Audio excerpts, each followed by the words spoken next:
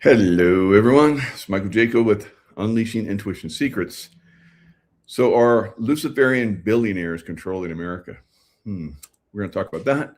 And we're also going to talk about, did President Trump manipulate the stock market yesterday, right? When he made a comment about, he basically could just walk away from the Iranian war. And so that sent the futures on the stock market through the roof. And today they went through the roof on a massive scale. And so we'll talk a little bit about that. So the billionaires. So I'm just presenting information to you. You can make your own assessments and your own ideas about different things. I just put the information. I've observed these billionaires and these people in the political power positions for a great long time up close. All right. So I've been part of protective details where I was protecting them, and I could hear their conversations. I don't repeat their conversations, but I do talk in general terms about what I've seen and heard, and of course, observed from my perspective. Having been in the military at very high levels and in the CIA at very high levels. So, and then as a remote viewer, looking at these things from a different perspective, intuitive, and then in some cases, actually sending energy to these events that are coming, and either lessening them or making them not happen at all. So there is lots of things we're going to discuss. So Obama. So we know that Obama is rubs elbows with the billionaires, right? Of course, Trump does too, because he is a billionaire. But is Obama very rich? So I believe that Obama inherited a lot of wealth when his father, who used to be, I think it's Suharto, who used to be the dictator pretty much in Indonesia. And when he left, and then eventually when he died, he left his wealth to his children, one of those being Obama, right? So when Obama was in the White House, he was probably one of the richest, if not the richest, because Trump has all of his wealth in trust and so forth, but probably one of the richest presidents in history, right? So now the Indonesian thing, I talked about it yesterday, how Indonesia and the head of Indonesia at that time, and probably still to this day, are very, very Nazi-ish, right? They liked Hitler. They met with Hitler, shook hands with Hitler, and then Hitler's granddaughter, whatever, that was Obama's mama, seemed to get around a little bit. And when she was in Africa, she went over and she was Indonesia. She was Indonesia for a while. And then Obama, when he went to Hawaii for a period of time, went back to Indonesia. So he talks about that in his book, right? So there's lots of speculation, around, whether Obama's mama was, one of Hitler's offspring, right, or his granddaughter. And so that would make sense that Hitler's granddaughter would hook up with someone that admired and thought very highly of Hitler, right? So so all of these elites at these higher levels, Luciferians, a lot of them, are very, they like to keep it in the family, right? So keep it in the family. This high end, it's Bill Clinton talks about, he was born in what was that, Hot Springs, or he lived in Hot Springs. He wasn't born in Hot Springs, but he lived a good portion of his life in Hot Springs. and his daddy was a Rothschild, right? He had a Rothschild daddy. So there's a lot of these, families that rub elbows together and keep it in the house, keep each other. They have dirt on each other because that's part of the game. That's why we have Jeffrey Epstein and P. Diddy, because these guys like to do very crazy stuff. They like wild sex. And that basically lowers their tolerance for doing things that are quite evil, right? And we've talked about that as far as with children and so forth. So they get videoed, and they know they've been videoed because they have dirt on other people, and other people have dirt on them. So they all have dirt on each other, and that's how, in their minds, they keep each other, within this group, and they don't tattletale, right? So this is some of the things that we're starting to learn as more information comes out. We're going to reveal. There are people that are revealing incredible information. I'm having them on my shows. So these guys hang out together. Like here in this picture, you see Larry Ellison, who is I think he's the 7th richest man in the world at this time. But in this group, as was, basically revealed by Craig Lund, who wrote Silicon Satan, he says that the Luciferians are really the highest point. The Satanists are basically their puppets, right? Now, again, Obama, here he is hanging out. Of course, he's president of the United States.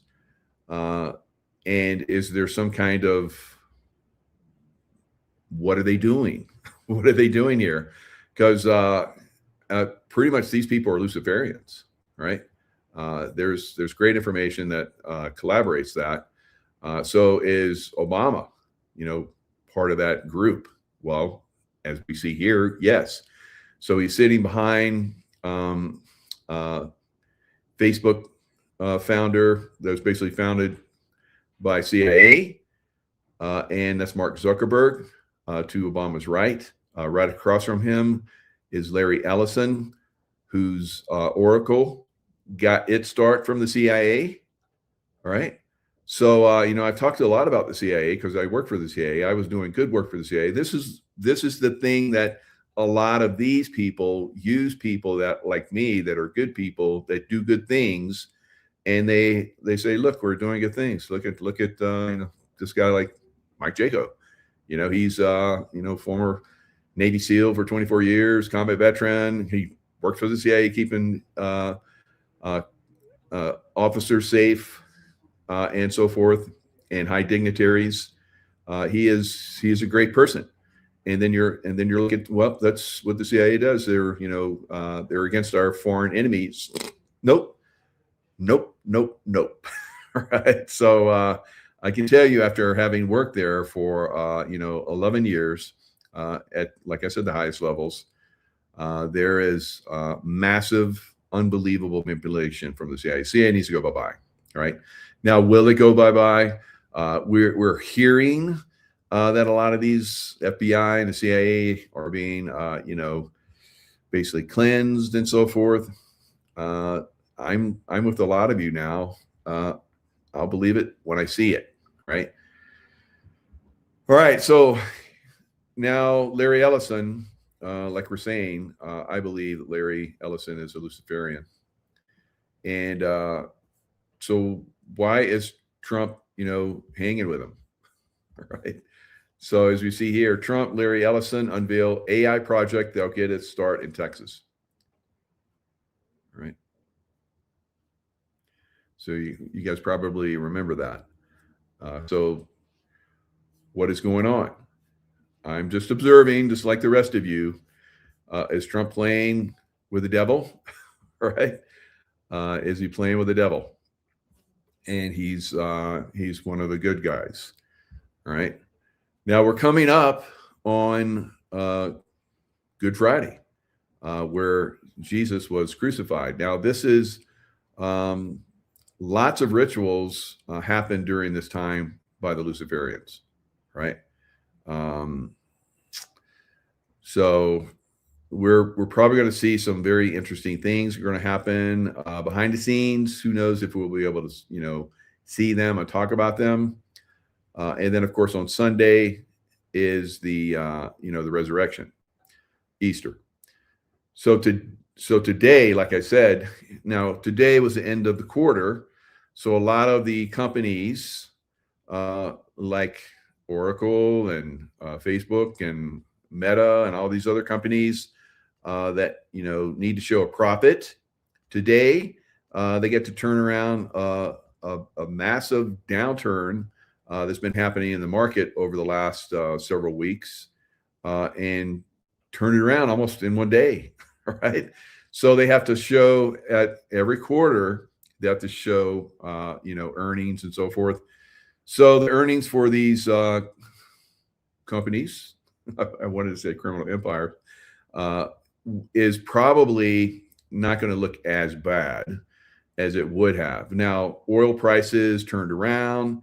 President Trump, like I said last night, basically said, yeah, we might even, just might be the end of the war, might just be heading out. And we're not going to we don't care what happens with the Strait of Hormuz. Right. So he said that last night. And of course, the futures went higher, boom, boom, boom, all day long. And then just recently, President Trump says, well, we're probably not going to leave it. So we'll point that out in a minute. But in the meantime, let me point out all the Luciferians and their business, right? And then the people that are revealing about the Luciferians, right? So let's look a little deeper at Larry Ellison, the billionaire. Now he owns property here in Lake Tahoe, 2 different resorts. So he just bought up the Hyatt Resort, 422 Hyatt Regency. They're going down all the way down to the water and building more. So he's going to turn this into quite the incredible establishment. He's going to have rooms down by the water, and of course they got a beach down by the water. That's the Hyatts. So he's also bought up this one. It's on the California-Nevada border. It's called Cal Neva Resort and Casino. Now this thing has sat empty for a very, very long time. Right? Other groups have tried to come in and reestablish it. Now this hotel goes way back. It has underground tunnels that go to some of the rooms. Now this is where we had Marilyn Monroe, JFK, possibly meeting up with each other at Cal Neva. We've had lots of Hollywood celebrities that went to Cal Neva. And then they just closed it down and just sat empty for, I don't know, decades. So now Larry Ellison has bought it. And I don't know, Frank Sinatra was there. Now we've heard from, some of the people that come on my show that Frank Sinatra was he handled Marilyn Monroe. All right. I guess kind of like a pimp. And so he farmed her out to different people and so forth. That's a story that we've gotten from Ole Demigard. So Ole Demigard went deep down that rabbit hole. He exposed Cal Neva to me many years ago. I've seen Cal Neva. Of course, I've lived here in Lake Tahoe for many, many years. So I've seen all this stuff. And I wondered at, why it was, closed for so long. But it's going to open soon. So we'll be able to go, and who knows, maybe we can get the room with the underground tunnel to our room, right? So who knows? But Larry Ellison also owns property here, personal property, right on the lake, of course, which is, to get something right on the lake on the Nevada side, you have to have tens of millions of dollars to own a property right on the lake. Of course, there's other billionaires that are coming and buying. Zuckerberg bought a home here right on the water as well. So a lot of these billionaires are moving to areas that are very spiritual, right? Because they, of course, being Luciferians, they're spiritual in the Luciferian realm, and they tap into the energies of different places, right? So Lake Tahoe is a very, very spiritual place. The Indians that lived here regarded it as very sacred. Of course, they were driven out.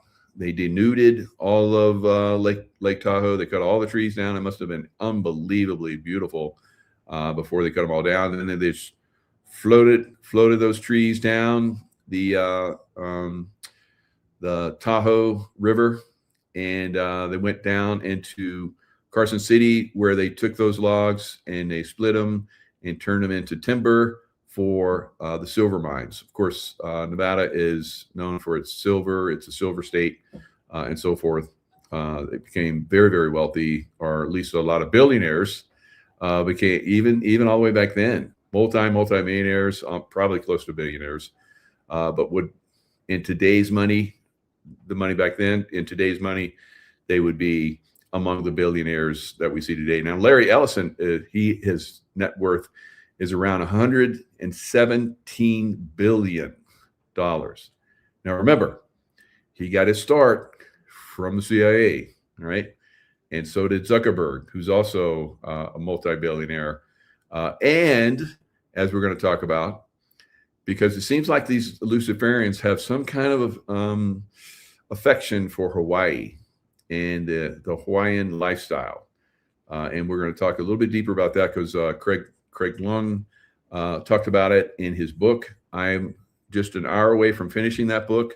I told him the last time I did an interview with him that I would read his book and then have him back on. So hopefully we have it back on and go into it. I'll tell you what, guys, if you want to know about these billionaires, these Luciferian billionaires, read Craig's book, right? I'm staggered. I'm staggered. Now, it's supposed to be kind of fiction, loosely, along his life. And it's, when you read it, you're like, it puts a lot of pieces of the puzzle together. It connects a lot of dots, right? And you're going to be stunned at what he reveals. So, wow. It's a wowzer. All right. So now here is the book Silicon Satan. Let me show you the actual book itself. And like I said, I've done a show with Craig.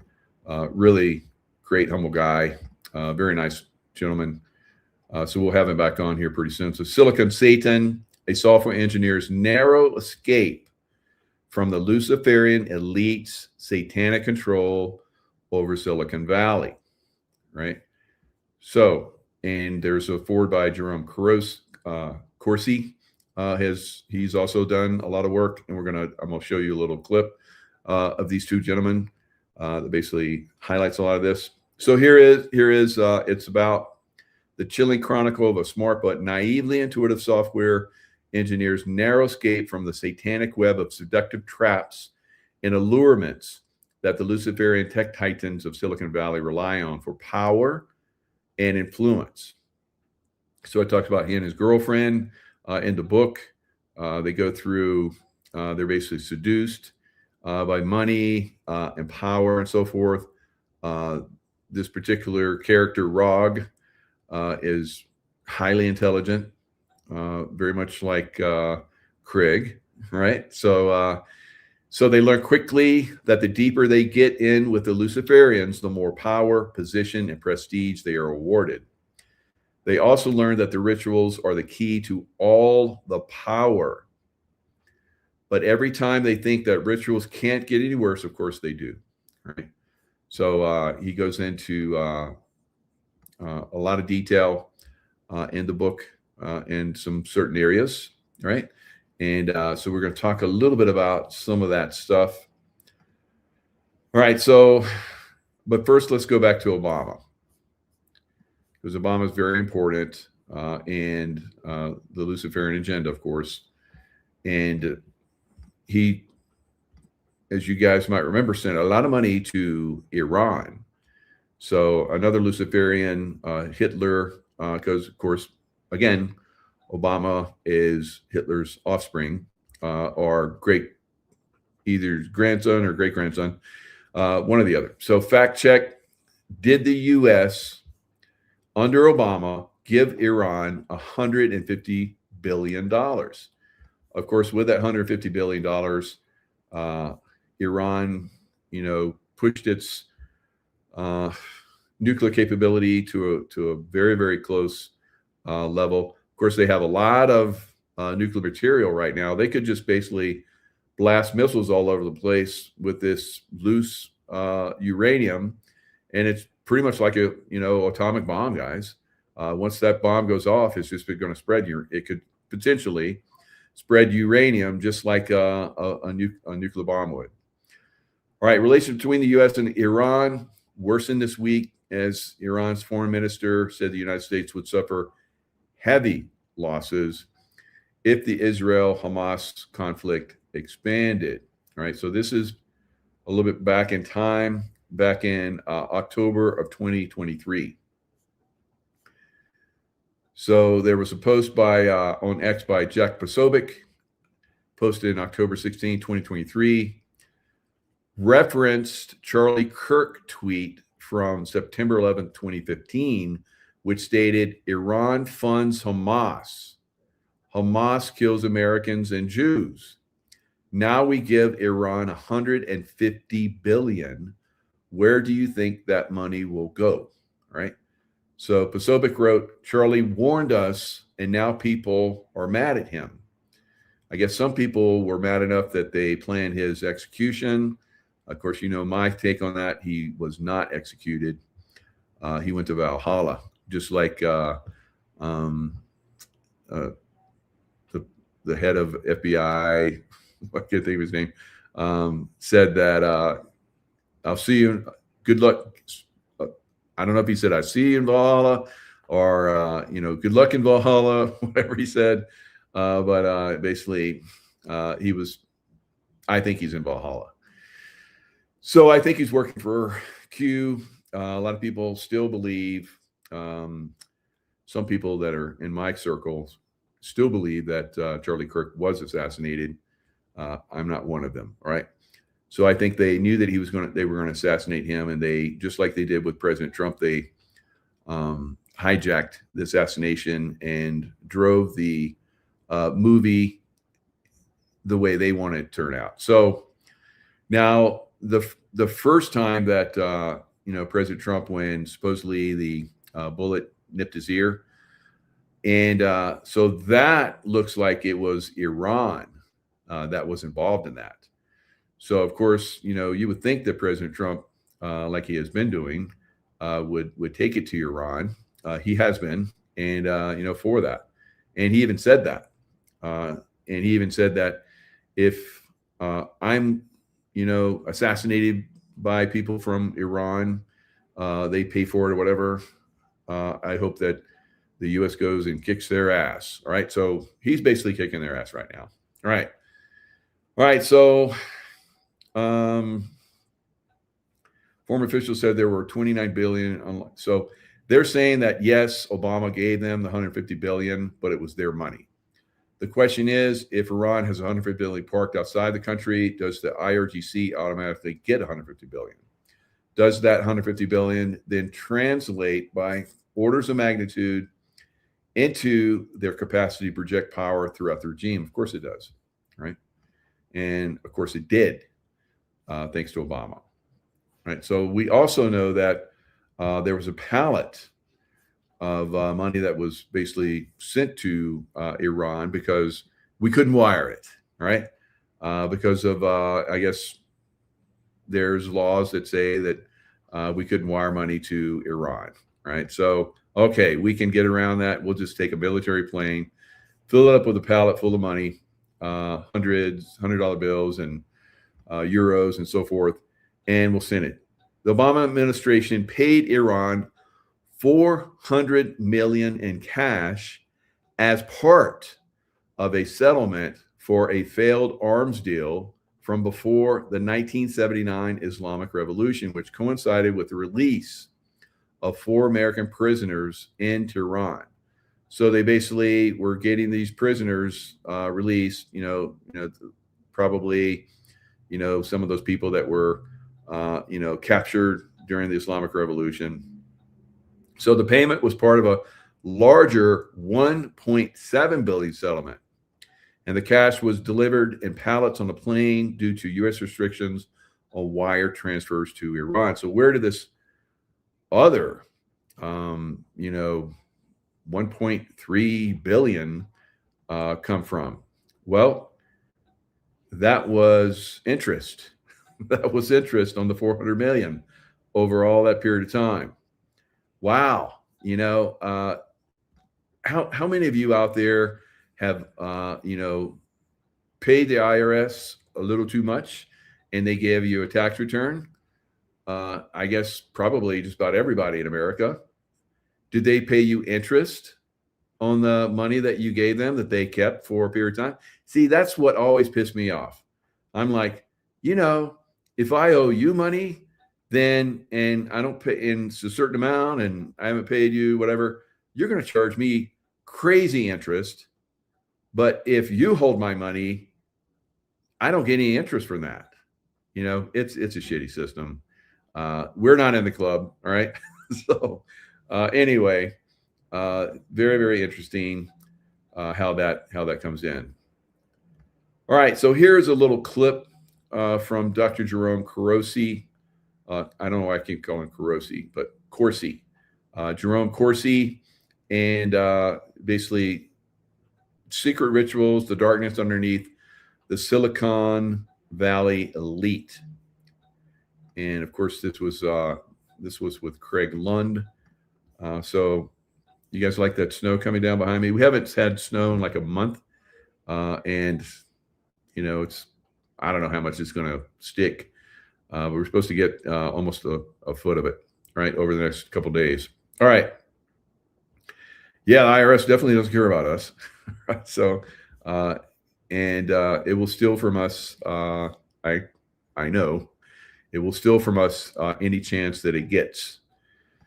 All right. So let's look at this little clip, and it's an eye opener. Craig is the author of this new book, which I helped him get into print. It's published by, we just got it into print. It's called Silicon Satan by Craig Lund. And the subtitle is A Software Engineer's Narrow Escape from the Luciferian Elite's Satanic Control over Silicon Valley. Now, Craig was a software engineer in Silicon Valley, and he was on the fast track to mega riches, which... Now, Craig is not going to tell you, and I'm just kind of guessing that he worked with Larry Ellison. And, whoever he worked with, they had obviously an incredible lot of power. And they were very much in touch with Lucifer. Involved him necessarily becoming part of the Luciferian cult that rules Silicon Valley. And this book tells the truth about what goes on. The rituals, the satanic practices, and the dark lifestyle that you're either going to join in Silicon Valley or you're going to be bypassed. You'll never be a big player if you don't hook into the Luciferian nature of what Silicon Valley is all about. And the book's important because, look, a lot of it has to do with sex. A lot of it has to do with drugs and bizarre behaviors, rituals, baby killing and eating for their different blood that they can extract from the babies, feeling fear, and there's lots of just bizarre material in here. But the reason is it's not written to be pornographic. although some of the sections clearly read pornographically. But the point is, we can't defeat this, drive out this satanic nature, and it dominates Silicon Valley, it dominates Hollywood. It's all show business in New York. It's the elites, the moneyed elites, which are into this bizarre pedophilia, this sex trafficking. The P. Diddy's, the Jeffrey Epstein's are only the iceberg of what's really going on. Now, the value of what Craig is, he's experienced it, and he's fictionalized it, but he's laying it all out here. And quite frankly, when you first encounter this book, the first part of it is your first reaction is going to be, I don't know if I can make it through this book. The second reaction is, I don't know if I can put it down, because it's compelling reading. So that's the truth. If you get through the first chapter, then you and move on, then you'll get through the rest of the book. Now you get the sexual stuff that's going on.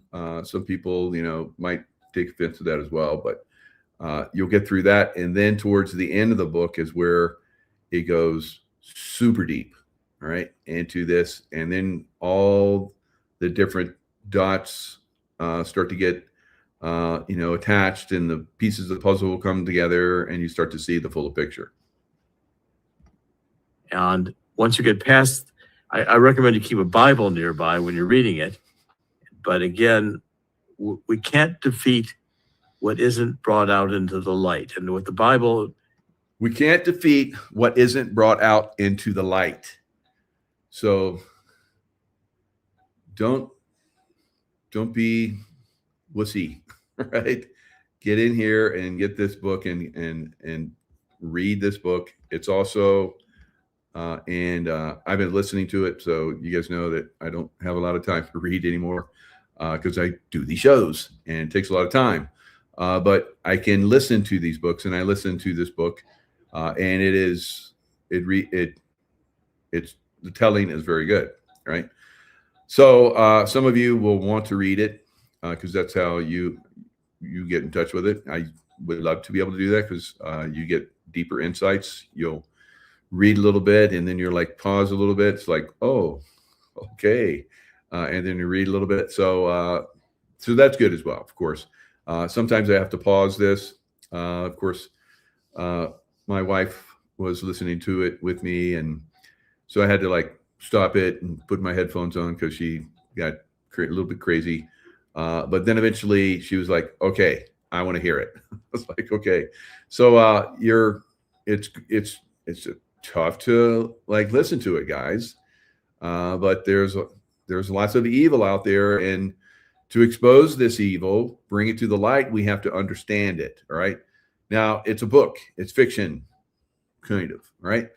So it's a little bit easier to read and or listen, and pick up what's really going to help us going forward, right? Because we have to expose these people. They're extremely powerful. They have incredible amounts of money. They can manipulate the hell out of everything in our reality, right? So everything, weather, earthquakes, you name it, they have money, they have power to do all this stuff, guys. They're at the heads of most of the governments around the world. Now, Good Friday, again, coming this Friday, Good Friday this Friday.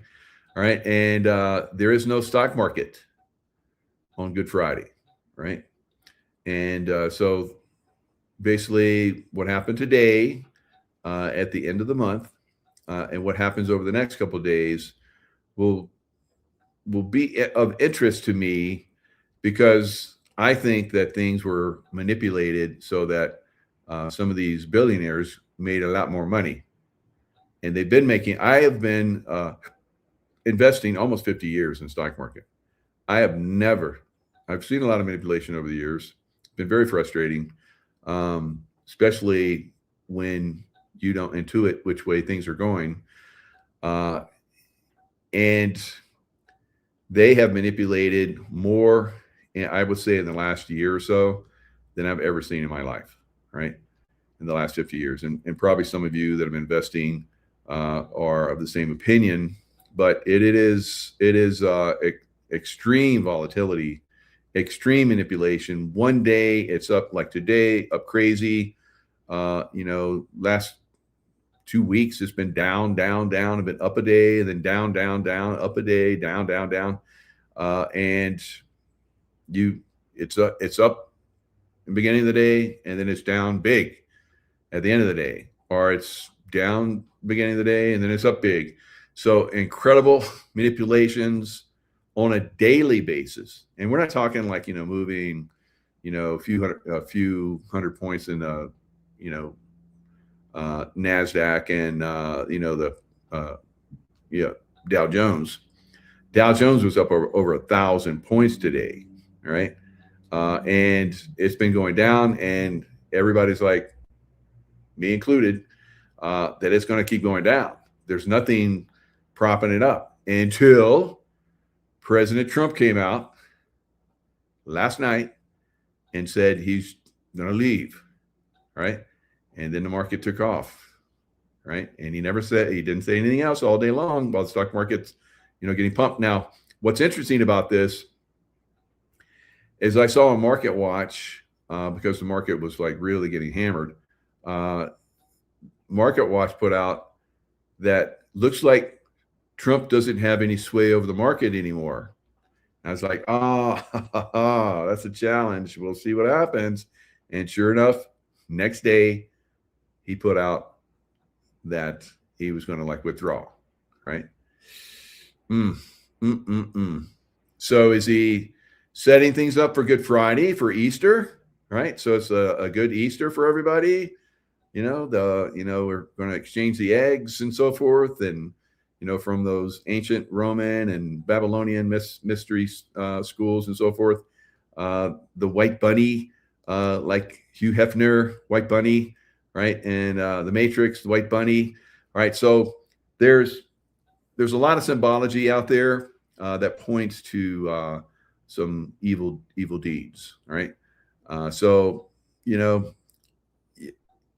Some people are like, and I'm kind of the same opinion.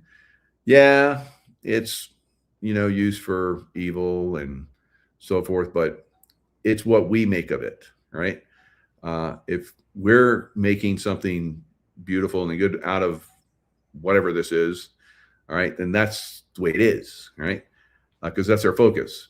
So now the Luciferians are going to set us up often to go along with their rituals, right? Because that's the way they like it. They like to put us in fear, and then draw us in and use that fear energy to do what they want. So that's why I say always stay in the love vibration. All right. So the complete list of what billionaires own in Hawaii. All right. And that's very interesting, because there are scenes within this book, Silicon Satan, where it seems like these billionaires like Hawaii and the Hawaiian culture quite a bit, and the samurai culture. So I'm going to talk about how there is throughout, and some of you aren't going to like this, throughout the Pacific Islands, there was cannibalism and violent raping of your enemies. All right. So let's look at, and from what Craig said that in his book, and it's of course fiction, so I can't say for sure, but they ascribe to that violence, and they ascribe to that sexual deviance and so forth. All right. All right. So this is from a gentleman that basically put together this list, updated this year. The numbers behind the billionaire land grab are staggering. And his take on this, because I believe he's Hawaiian, is that they're basically, when they take, every acre they take is an acre that doesn't go to the locals, right? So just 37 billionaires now control more than 218,000 acres of Hawaii. That's 11% of all private land in the state. I've watched this unfold for over 30 years on Oahu, and the acceleration since 2020 still catches me off guard. All right. So who's there? Who are the top people? Larry Ellison literally bought an entire island for $300 million in 2012. Wow. Wonder what he's going to do on that island. Luciferian stuff. All right. Mark Zuckerberg, another Luciferian, Kauai compound has become a fortress. So 700-acre purchase on Kauai's North Shore for about $100 million. So by mid-2025, he'd quietly added another 962 acres for another ranch land for over 65 million. So 165 million with 2,300 acres. Of course, he's building an underground bunker system. 6-foot perimeter walls blocking the view from the road, security guards monitoring the entrance around the clock, more than 20 surveillance cameras in some buildings, every worker bound by strict enforced NDAs. Now, I can tell you that I've talked to people that have gone into some of these mansions, billionaire mansions down here on the Lake Tahoe waterfront. And of course, I don't talk about people that have NDAs and who they are and what places they went in, but they've said some very interesting things. And there are some interesting things they have to. Why would you, if you're a worker that's doing, I'm not going to say exactly what, because I give away probably some of the people that were revealing, but why would you have people that come in to do contract work on your property sign NDAs? All right. So very interesting, right? So anyway, we go down the list. Oprah, of course. Maui holdings are way bigger than most people realized. Owns more than 2,130 acres. Of course, you know, she's into pedophilia and all kind of crazy stuff. And we've seen her with ankle bracelets on. That seems to be where she's being monitored, but she's not in prison. So I don't, whatever. So she's, spent a lot of money on all of her property. Of course, she's got a lot of money because she is in with all these guys that do this stuff. So I really, it pisses me off every time, people talk about, how, black people don't have options and so forth. They say that we're racist because we being, I don't know, whoever the Democrats want to call racist, because we're not allowing, these blacks and Hispanics and so forth to have, options. But we have Oprah. And we have, if you look at the top earning people in sports, almost all of them are black, right? So, these are the things they bullshit us with and control us with. Because some people are like, oh yeah, we're racist, so we need to just shut up and not say anything, right? Bullshit, right? Jeff Bezos, of course, owns tons. Steve Case controls more land than almost anyone else. And they're getting it from, look at this. He went to Panahu School, same as Barack Obama, right? Yeah, right. Case now owns approximately 57,400 acres across the islands, right? He has a 35,170 acre grow farm on Kauai. So they want to make sure they have plenty of food during the coming problems that are, I guess, they're causing. Right? They're going to, put us into all these problems. That's what I believe they want to do. All right. So, it goes on and on. Zuckerberg, Mark Benioff's big on his buying spree. Started Salesforce CEO, built a $25 million beachside mansion 20 years ago. But since 2020, he's been on quite a buying spree. 600 total acres across 29 parcels. Other billionaires reshaping Hawaii right now. Kamehameha School. Kamehameha was supposed to be for islanders, but they sold nearly $1 billion in land in 2025 alone. All right. Peter Thiel, PayPal co-founder, paid $27 million for 1.7 million acre property on Maui. Frank Vandersloot owns 2,000 acres, Kauai, and on and on and on. So what this actually means for regular people living here, people who are born and raised here can't afford to live here anymore. And of course, they're burning the place and all that kind of stuff. So there's some very shifty things afoot on Hawaii. All right.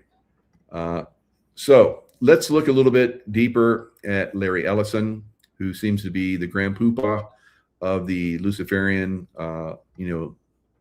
billionaire elite. How did he get his start? And Larry Ellison considers himself a samurai. He bought like this massive yacht, and he names it Musashi after the samurai Musashi Miyamoto. So again, Pacific Islanders, like I said, extremely violent, right? Samurai cutting heads off. We see that in movies all the time.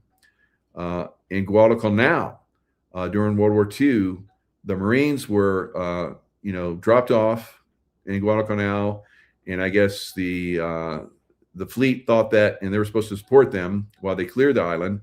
But the fleet got wind, or thought they found out that the Japanese were on their way with their big battleships. So they hightailed it out and left the Marines there. So the Marines fought the Japanese, brutal samurai type stuff, where they would, just all frontal assault them. The Marines would machine gun them. I was reading an account in Guadalcanal where one of these Japanese officers had a samurai sword and swung it, and it cut the barrel of a machine gun in half. Cut it, right? These were crazy swords. Now you can go to Japan and buy some of these samurai swords, but you're looking at a minimum $1 million because of the way they forge these swords. Is like unbelievable. They fold it and hammer it and fold it, put it in the fire, fold it, and it becomes extremely sharp, sharp enough to cut through steel, right? So steel cutting through steel, right? So amazing. So of course the Marines were there for, I don't know, a couple months or something like that. They were built airfield and always under fire from the Japanese. Japanese obviously trying to drive them off. The Marines stood their ground and held, and Marines lost a lot of people as well. But they got an airfield built. Corsair fighters came in and started to help them fight off the Japanese, and then they finally made a firm foundation. Of course, then they went on to Iwo Jima, and that's where that beautiful flag comes from, where those guys went up to the top. Now, they actually were asked to go back for the filming, and I guess when they walked back down, like a couple of them were actually killed by Japanese that were in tunnel systems. And so some of those guys you see raising the flag that we see all the time, Iwo Jima, a couple of them were killed. And then unfortunately, one or two of them were severe alcoholics after that. So very, very rough life, very rough life going against these Japanese who were extremely brutal guys, right? So Larry Ellison sees himself as a samurai. Our idea, because we had no software. So all the things that you would read in books of somebody being a leader, he wasn't. But he was tenacious. He would never give up on anything. Ellison chased and cajoled customers, becoming the company's chief evangelist. There was nobody better than Larry at making a business person, making a customer believe that he could change that person's business life with his product. Knowing they still needed a smarter solution for the monumental task of managing world. There was nobody better than Larry at making a business person. Author Mike Wilson, the difference between God and Lucifer and Larry Ellison, right? Making a customer believe that he could change that person's business life with his product. Knowing they still needed a smarter solution for the monumental task of managing worldwide intelligence, Ellison sold his database to the CIA, his first customer. He called the new software Oracle version 2. There was no version 1 because everyone thought, well, no one buys version. So there you go. That's how Oracle got its start, from the CIA, right? And of course, Facebook, CIA, right? When I was in the CIA, they told us stay off Facebook. Right? So why? Because they're gathering information, right? So Larry Ellison named his super yacht, $130 million super yacht, Musashi, right? Who was a samurai, a well-known samurai, Book of Five Rings. So here it is. Wow. That CIA money is good, right? It's really good. Gathering databases, which the CIA wanted on everybody, is what Larry Ellison helped them do. So it is very interesting. So again, Larry Ellison thinks he's samurai. I've heard that there's like this one, someone that's been to his office. You go down this long corridor, and like there's this samurai, like these boxes went with glass, and inside are in these glass cases are samurai armor and swords and all kind of crazy stuff. So he and a lot of other tech billionaires love the ideal of of course, the samurai and the islanders, Pacific Islanders, which I'm going to go in a little bit more detail about. They were very violent, still are, right? And rape, lots of raping their enemies, and then eating, cannibalizing their enemies, right? So we'll talk a little bit about that. Of course, that is something that these elite like to do, right? So there are some lots of stuff coming from the sky. Probably some of you guys have seen it, but if not, you need to be aware of it.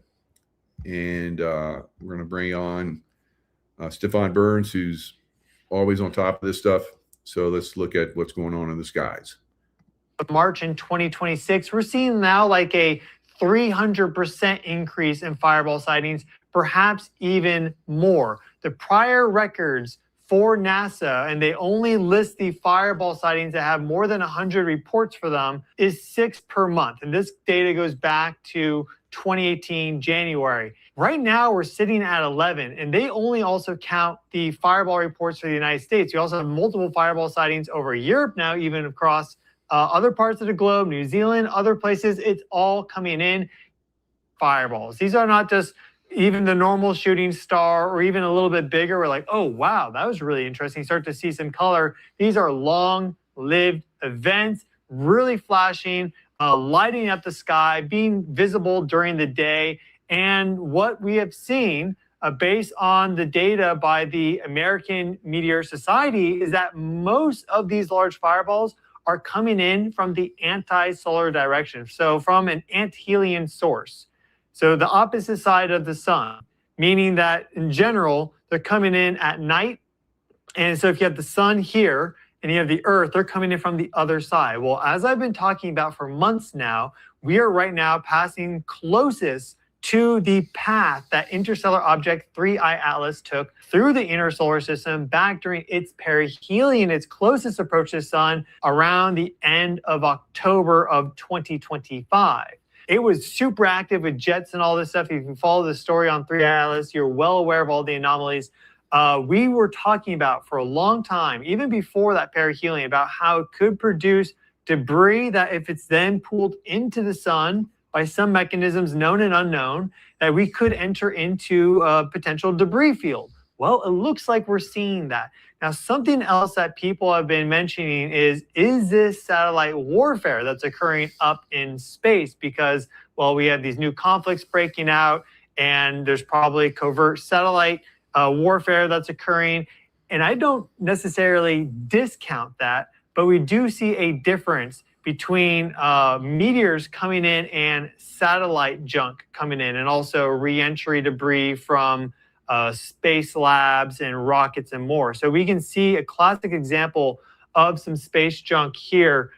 This was filmed over Florida. This is the re-entry of something quite large. I think it was like a Chinese rocket, some of the pieces there.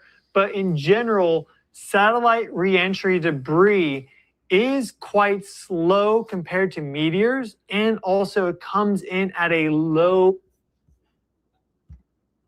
So what could these meteor showers mean? You know, the dinosaurs were destroyed by meteor showers.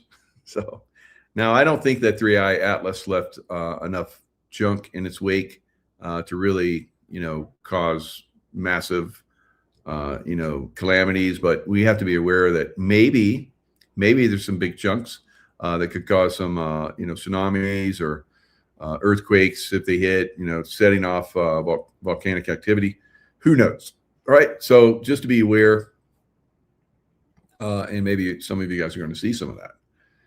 So Trump may end war without reopening Strait of Hormuz. So this is, like I was telling you guys, this is what came out last night. So I was watching because I keep tabs on the stock market.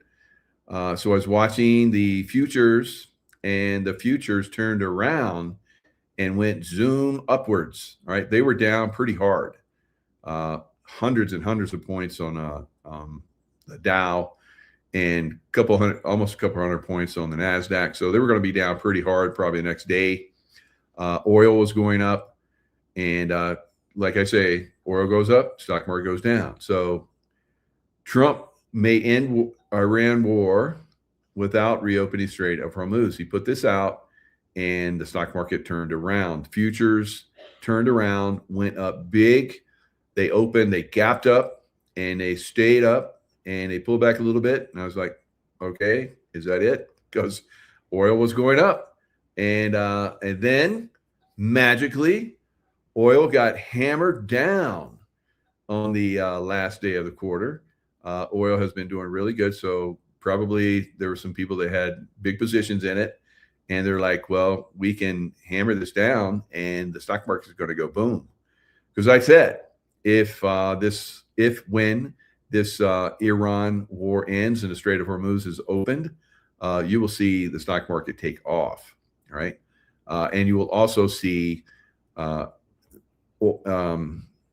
go down, and that'll be good for everybody. And you'll also see silver and gold go up. So silver and gold went up today. Now, one of the reasons why, of course, short position covering from the big banks has kept the precious metals down, but also there's a lot of debt out there, guys. And I've talked about the bonds that are out there that are ready to destroy our economy and the economy of the world on a level 50 to 100 times more violent than what almost happened in 2008, where they told us that there was a period of time when Lehman Brothers basically collapsed, that all the other banks thought that they were going to collapse too.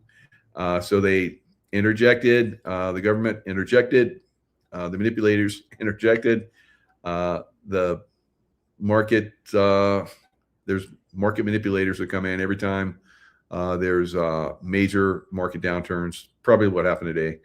And they turned it around big time. So Trump did that. So when Trump did that, and I saw that, I'm like, oh, so I guess that Market Watch comment they made, and then you come out and say that, and the market turns around, it was going to be down bigly. and you turned it around by your comment, which I can tell you is bullshit. Right? So he bullshitted the market, and the market went big. All right, it went big because we're not pulling out of Iran. It's not happening.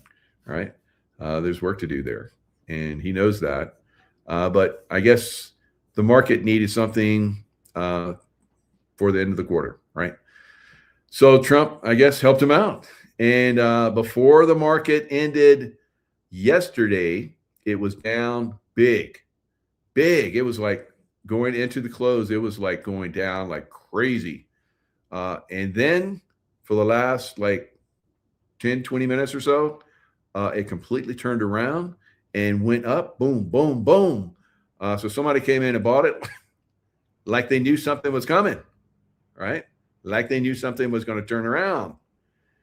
So the market closed, and then a bunch of people came in. It's like, there's nothing going on. Why did people come in and buy this market? Like, they hammered it back down in the futures, hammered it back down. And then, of course, like I said, Trump came in and said, oh yeah, we'll probably just leave. And then the market took off all day long from last night until today, right? All right, and then Trump comes out and says, U.S. isn't withdrawing quite yet. All right. But allies must come in and take care of Strait of Hormuz. All right. So, he's the master of bait and switch, and says one thing and then says another very soon after that. So you never know. You never know where it's going. But I can tell you, somebody knew that he was going to come out and say that things were going to turn around. Somebody knew, because they came in and bought that market at the bottom big. And then he came out, turned it around, and it was up massively all day long. And it seemed to be having a little problem because, like Mike says, if oil goes up, stock market goes down. So oil was like, it had been knocked down, but it was like inch by inch, it was coming back. And then all of a sudden, it just got hammered. So it was a miracle. It's a miracle. And then the market went straight up. Wow. All right. So market manipulation. Who benefited? Billionaires. Because there's a lot of companies that were down hard. Tesla, Elon Musk. Now, we didn't see Elon Musk in that shot. And Elon Musk doesn't own any property that I know of in Hawaii. So, or at least Elon Musk 2.0 doesn't, right? Because I believe that's 2.0, right? So that's my thoughts, and I'm sticking with it. All right, so Donald Trump comes into Truth Social today, or maybe it was a little bit, maybe yesterday, some of it. Let me look at it again. So right here. So it's 12 hours ago. Says all of those countries that can't get jet fuel because of the Strait of Hormuz, like the United Kingdom. So is Trump coming in to destroy the city of London? I believe so, right? So, I mean, we can look at Trump when we go, are you with those guys or are you not? Are you with them or are you not? Because you play back and forth like you are and then you're not. So who knows, right? So anyway, now if we go back to before the election, if he hadn't gotten elected, he'd probably be in jail for the rest of his life. His empire would be destroyed, and probably many of his children, his sons and daughter, probably all of them be in jail too. So I don't know. I don't think that he's part of their club. Maybe he is. Maybe he plays along like he is. I don't know, guys. But anyway, so he goes on and says, like the United Kingdom, which refused to get involved in the decapitation of Iran, I have suggested for you, number one, buy from the U.S. The U.S. is the number one producer of oil now. The number one. Close, not even close second, really, is Russia. and then Saudi Arabia. Right. So we're number one from the shale and all that kind of stuff. That it's a revolution that happened with the shale. Of course, Obama, not Obama, well, maybe a little bit of Obama, but definitely Biden tried to come in and shut it down. Remember, he shut down the pipeline and just started pulling oil from the strategic oil reserves that Trump had filled up so we could keep the price of oil down while they're planning, I think, for Iran to basically shock the world. So Trump came in and turned that around.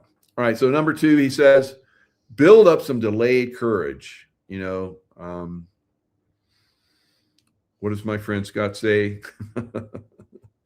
Something about the female organ. All right. So sexual organ. So wimp toast peas. All right. That's what he says. I'm not going to, he'll say it right out loud, but anyway, go to the straight and just take it. You'll have to start learning how to fight for yourself. The USA won't be there to help you anymore, just like you weren't there for us. Iran has been essentially decimated. The hard part is done. Go get your own oil, President DJT. Right. I like it. I like that kind of talk. So talk from a position of strength, and he does that very well. All right. So close that window. There you go. All right. So let's look at the market. Now, the market, like I said, was up ridiculously. It's like, holy smokes, that's friggin' unbelievable. Right. So who engineered this? Come on. But regardless, here you go. We have, let's go to the full chart of crude oil. Now, of course, crude oil, like you see here, like I talked about, got knocked down. And then the stock market went, woo. So all morning, it was going up, up, up, up, up. And they came in, they had bought on Trump's words that, you know, things were going to change, but nothing had really changed. Nothing, right? And so the stock market was up pretty good, but it started to pull back a little bit as we saw the oil start to creep up to its all-time highs again for WTI. And then look at that long red down, right? So it went down and it went down and it went down. So now what is it doing? It's going back up. No one's manipulating it. So you see a little green thingy? It's going up to that Bollinger Band at the height, right? So tomorrow, will we see oil back up to its highs? Again, I think it's possible. Or maybe they'll come in and they'll just knock it down. So everybody will have a nice Easter, all right? Good Friday and a good Easter. And then it'll go down after that. I don't know. But regardless, there's massive manipulation like I've never seen before. And I've seen some pretty good manipulation in my time. All right. So Bitcoin, rose. Ethereum, XRP rose from their lows. They were almost ready to shit the bed, right? So were stocks. Stocks were right at, when they closed, before somebody came in and pumped the market up at the end, as they were moving, they were getting close to the point where it was a point of no return, right? The stock market was going to really, really go down bigly, right? So, Trumpster came in and rescued it. So can we thank him, or should we be like, well, who did you help? Did you help us or did you help the billionaires, right? He definitely helped the billionaires. There's no question about that. Look at Tesla, up almost 5%. NVIDIA up almost 5.5, was up over 5.5. Microsoft up, Meta up bigly, right? Over 6%, almost 7%, on and on and on. So the good thing about this is silver. Silver was up and still is going up, as you guys can see here. It's up a little bit more, but it was up over 7%. It was up about I think $5 or $6, maybe a little bit more. And gold was up. All the metals are up big today. And like I said, if the stock market goes up, you're going to see gold and silver go up. Now, you would think that gold, because that's a safe haven with this war in Iran and, oil prices skyrocketing, they're still up high and they're still moving up high as we're speaking. But you would think that gold would have been, everybody would have been bonkers over gold, which normally happens in history. The reason it didn't is, like I'm trying to warn everyone, is we're right on the precipice of a collapse of the system, complete and utter collapse on a level, like I said, it's never been seen before. So maybe it happened during the fall of Rome, and I don't know, fall of Egypt and the fall of Persia in the past. I wonder where the rich people like hid their gold and silver and all that stuff. It's probably still hidden away. They probably got, massacred or something. So they hid it away and it's still hidden away. All right. I've always been wanted to be a treasure hunter, but I was told by a psychic that that's not for you. You're supposed to be here to help people. Right? I'm like, but that would help me and I could help more people. All right. So I don't know. We'll see. Maybe God will reward me. But in the meantime, I think he does. I mean, look where I'm living. It's beautiful. And I have all you magnificent people, to hang out with and chat with. All right. So chat is, I can see you guys are chatting it up. But I'm deep into revealing. So sometimes I don't look at the chat because I know there's people in there taking care of it. So, all right. So here is Michelle Melendez from Blossom Inner Wellness. She's a beautiful soul trying to help waken people like I am. I've had her on many shows. She's written really good books. She's exposed the evil that's going on in Hawaii. And this is what she says. Island with StandTogetherHawaii.com and Blossom Inner Wellness. And I just want to say there was thousands of people on all the islands. Well, I know Hilo side, Kona side on Big Island, Oahu, protesting no kings, no dictators. And I'm sorry to say, but what a bunch of hypocrites. We have an amazing dictator and king here in Hawaii called Governor Green. And where are all these thousands of people that are protesting Trump, something we really don't have power over, instead of protesting our own Hawaii governor, who has signed over 90 emergency proclamations, suspended hundreds of laws without the legislative body. So I don't know. I think he's doing it for the billionaires, right? He was put there by the billionaires probably, and he's doing what they want him to do. That's what I think. He's definitely a baddie, right? And at some point, will he be held accountable?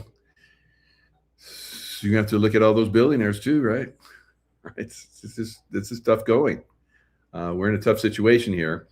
Now, again, why are we supporting some of these people? I don't know, because there's still a lot of violence in Hawaii, right? As you guys are going to see from this clip. Now, this is basically in Waikiki.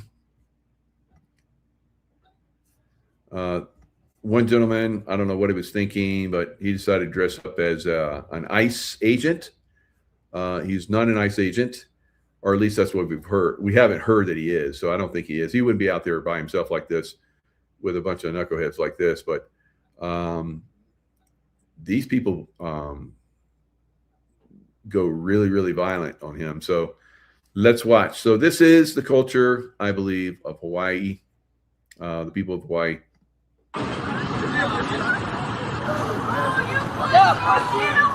So they initially threw a drink at him. He basically, as you saw, he reacted. He withdrew from being soaked. Again, he probably got a little bit on him. And then he comes back, right? So this pretty big guy, but obviously he's not a fighter against a group of people like I would be, but I wouldn't put myself in this situation.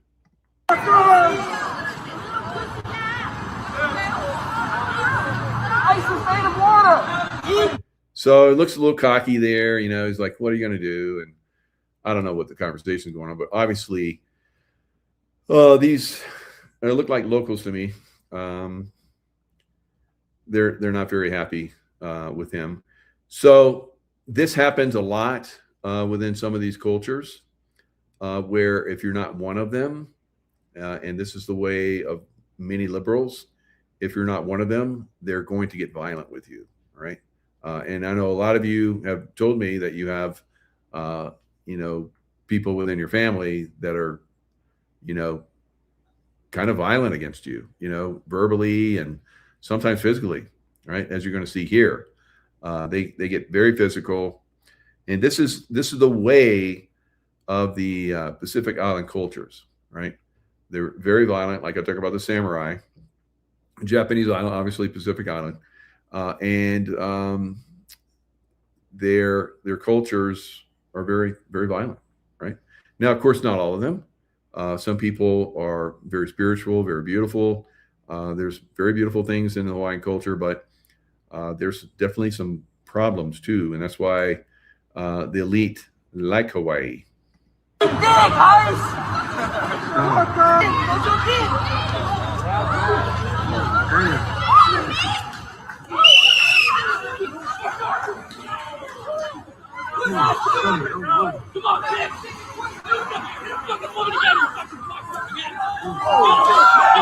All right, so you see this girl is kicking him, and he goes unconscious for a little bit.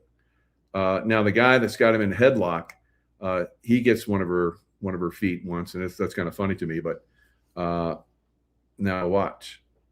Now this guy's like hammering him. She's kicking. Violent people.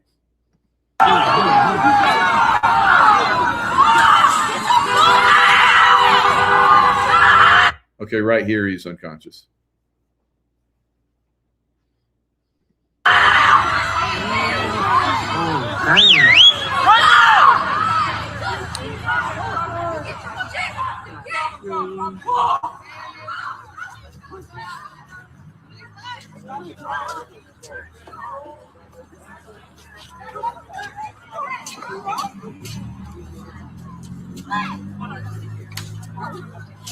All right. So a little, it's not everywhere, of course, but pretty violent culture. And I spent time in a lot of those islands, and they don't like white people, haoles, as they call us. Now, once you become friends with them, they're very, very giving. They're very beautiful people, right? But if you're not one of them, and if you're against them, it's not gonna be good for you, right? So, just like you saw there. So, in the past, what has it been like, and why, again, would the elite, the Luciferian elite, want to be in Hawaii on the level that they are there, right? So some say they're trying to escape, you know, the California and the taxation, but there, I think, are definitely some other reasons. So rape culture, this is from the University of Utah, Gender-Based Violence Consortium. Rape culture and sexual violence in Pacific Islander communities, an oral history project. So you're not going to find this normally online. It's just basically, it's covered up because who owns the online chats and everything, guys? That's the Silicon Valley guys, right? So gender and sexual violence within the U.S. Tongan diaspora communities is often a taboo topic. So they're not going to discuss it. But this goes way back. and they would brutally rape their enemies, men and women. Once they defeated the men, they would come in and rape the children and the women, right? And then they would cannibalize them because they wanted their power. And we'll talk about that in a second. But this is something that is or was very indicative. It still is, unfortunately. There's still a problem with a rape culture in Pacific Islands, often against family members, right?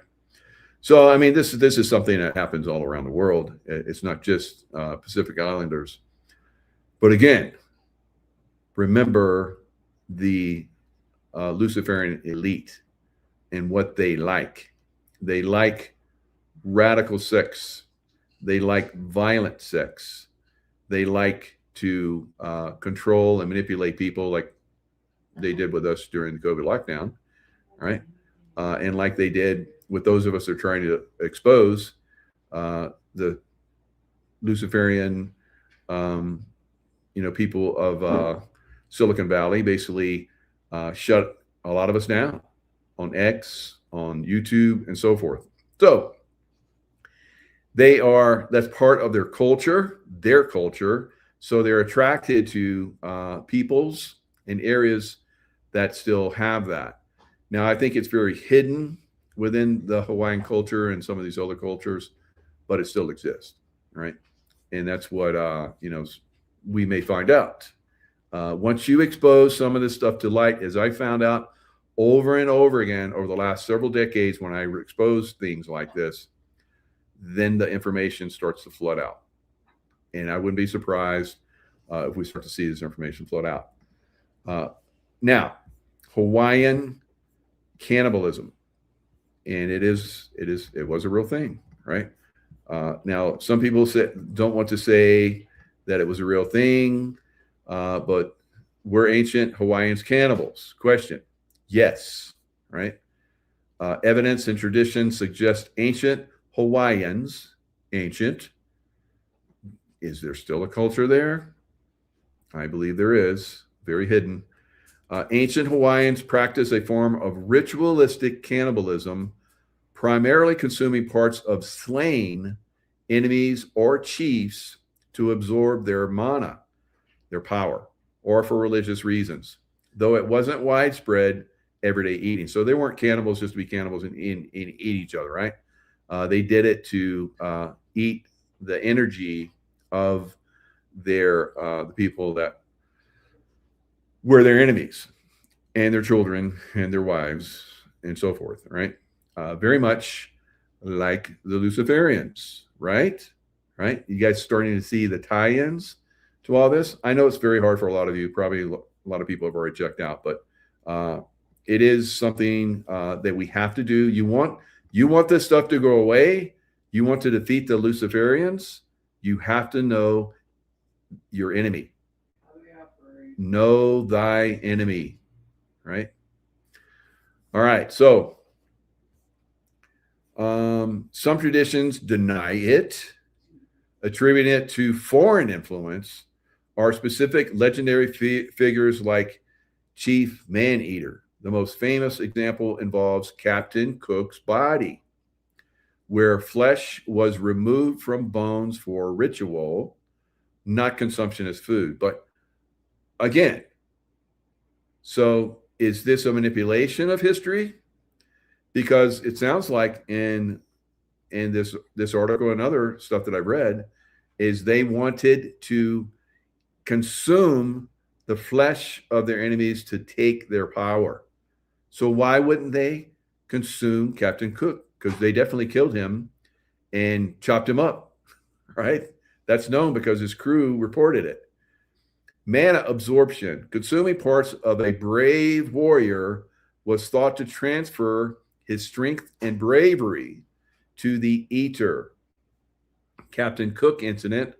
After Cook's death in 1779, his body was dismembered. There's no question about this.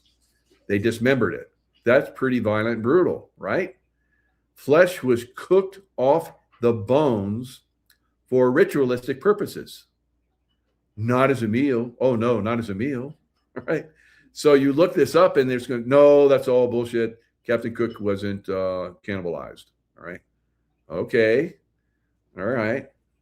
Leading to rumors of cannibalism.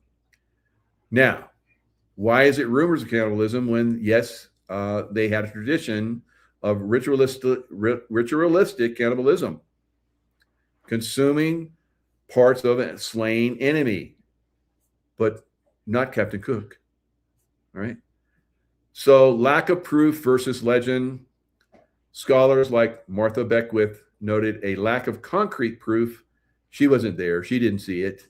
All right. For widespread cannibalism, but acknowledge the persistent legends. Not for sustenance. Hawaii. Now we know that the Luciferian elite are cannibals. We know that. We know they consume the flesh. They show us. We've seen what's that, Maria Abramovich. Thank you, Tracy. That basically, she's in the background sometimes, and sometimes I can rely on her to like help me through some parts. So Maria Abramovich. So they've done these. Oh, it's just cake, and it's not real. And they'll have a real person like at the head, and then they come in, they slice off the body, and they eat the body, like blah blah blah blah. Right. So, and then we've had these shows where there's people that are saying, okay, you've eaten 3 different meats. One of them was from a cow, one of them was from a pig, and one of them was from a human. And everybody's like, what? Yes, you ate human flesh. That was in a show, right? And we know that there's restaurants out there that, they claim that they're, human flesh, but they're just kidding. It's like not really human flesh. And we've heard, rumors about McDonald's having some of that in it, all kind of crazy stuff, right? I don't know if it's true. I haven't done the studies on it. Some people have, and they say it's true. And I don't know. But it seems like some of this stuff could be true, right? Because there's so many people reporting on it. But, multiple lies doesn't make things real or true, right? Mockingbird Media, tell us all kind of crazy stuff. But is it true, or is it they're trying to take us off point? I think they're trying to take us off point. I think there's a lot of truth to this, but that's just my opinion. Not for sustenance. Hawaiians generally preferred fish in other foods. Consuming human flesh was not for hunger, but for spiritual or martial purposes, according to this blog post from Dawlish Chronicles. All right. In essence, while not a common dietary practice, evidence points to ritualistic cannibalism in ancient Hawaii, often tied to warfare, power, and specific cultural beliefs. All right. So Craig Lund had a section of this in his book. And I was like, what? And then I started doing the research like you just saw, and it's real. It's true. Now there's people that are like, well, Hawaiians weren't really cannibals. It was like all the other islands. Okay. All right. Why was Hawaii different? When there's like, evidence that it wasn't. And why do the elite like that place so much? Why do they like it so much? Right? I don't know. They want to get involved with it, I think. All right. Now, we know this is good against evil. All right. God loving peoples against Lucifer. Right. So now where does this Luciferian stuff come from? It comes from everywhere. Right. Even the Pope. Right. Even the Pope. And we know this. There's so much reveal that's going on about Catholic priests being pedophiles. It's out of control, right? So listen to what this person asked Caroline LaVille. You said yesterday, and I quote him, God does not listen to the prayer of those who wage war. Can you? All right. So the Pope is saying God does not listen to the prayers of those who wage war. So again, we're back to that Hitler stuff, right? And the way Hitler and Obama and all those people basically are Luciferians, and they had that dark energy, and they pushed that energy, and then they came into the Muslim side, and there's dark energy there, of course, too. So the Pope didn't the Catholic Church, like during medieval times, have lots of crusades? Was it okay back then to kill your enemy for God? But it is not now. Why wouldn't it be now? Why wouldn't it be now? Right? Unless the Pope is in bed with the Luciferian Islamists, right? On that, I think our nation was a nation founded 250 years ago almost on Judeo-Christian values. And we've seen presidents, we've seen the leaders of the Department of War, and we've seen our troops go to prayer during the most turbulent times in our nation's history. And I don't think there's anything wrong with our military leaders or with the president calling on the American people to pray for our service members and those who are serving our country overseas. In fact, I think it's a very noble thing to do. And if you talk to many service members, they will tell you they appreciate the prayers and support from the commander-in-chief and from his cabinet.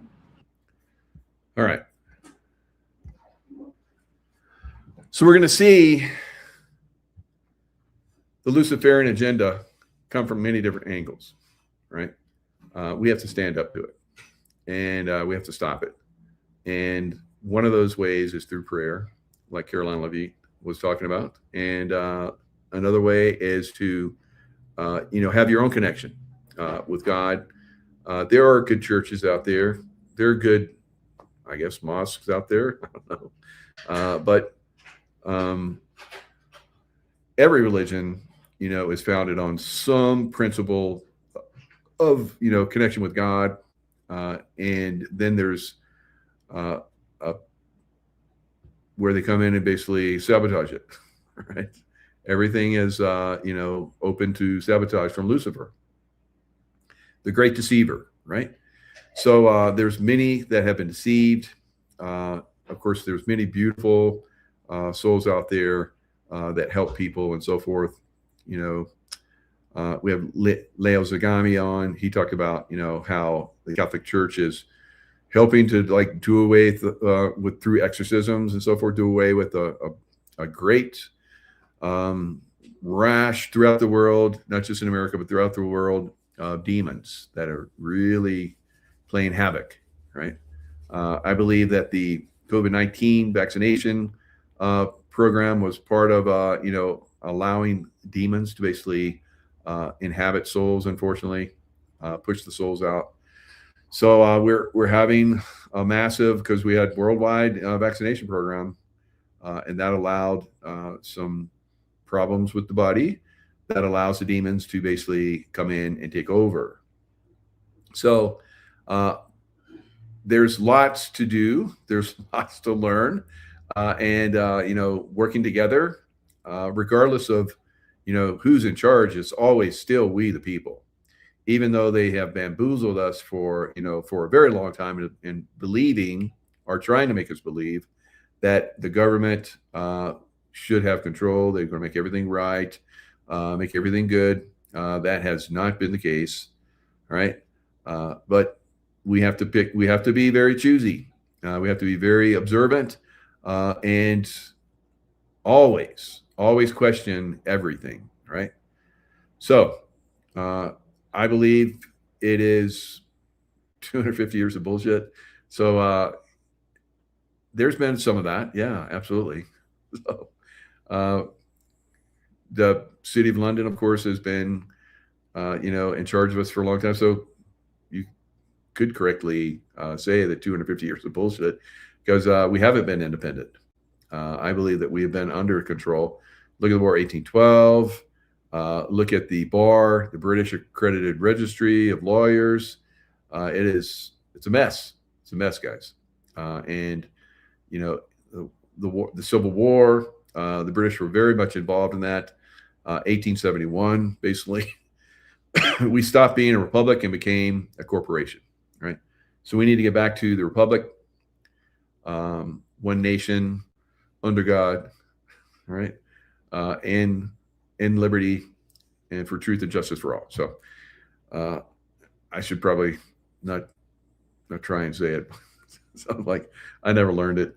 And I always just follow along with everybody else. I'm like, oh yeah, that's words. So maybe if I sing it,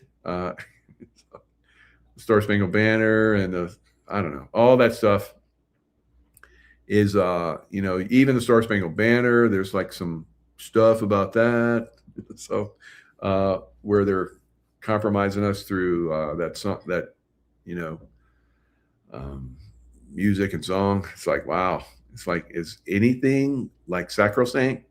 I don't think so. We have to look at everything.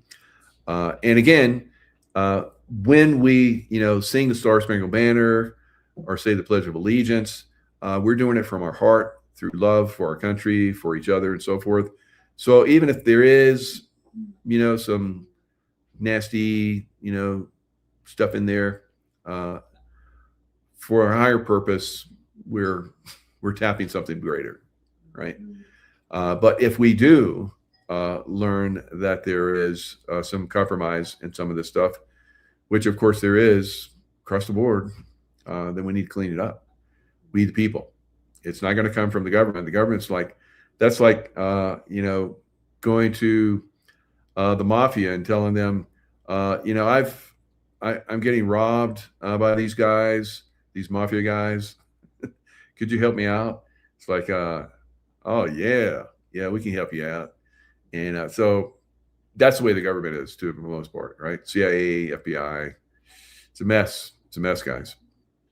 IRS, Federal Reserve, banksters. We got a mess.